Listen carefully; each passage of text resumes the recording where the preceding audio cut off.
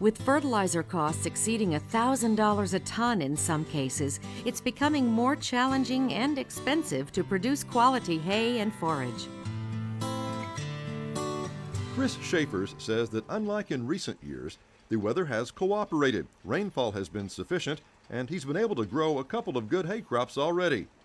But with urea, DAP, potash, and other fertilizers doubling or tripling in price over the past year, hay producers are facing expensive and difficult decisions. So what we're telling them, you really need to be very specific with your management.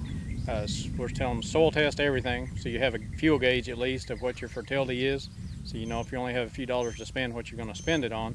John Jennings, forage specialist with the University of Arkansas Cooperative Extension Service, recommends producers price fertilizer based on its nutrient content.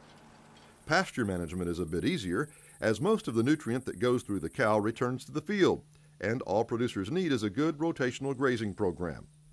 Poultry litter is a more affordable fertilizer many producers are opting to use as a supplement in their hay production programs. We found this litter up the river here, and I've got it trucked in here for $31 a ton and dumped, and we've got a wagon to spread it with, so you know, it's a whole lot better deal for us to use the poultry litter than the commercial fertilizer. Jennings says litter isn't high in potassium and should be tested for its nutrient content. Because of the cost, some producers are opting not to fertilize at all, and Jennings says that will lead to other management decisions. Seeing some of that, and in fact we made the recommendation earlier this spring that if you're not going to fertilize, and you have been fertilizing in the past, when you still have good grass is the time to make that decision on whether or not to cull animals.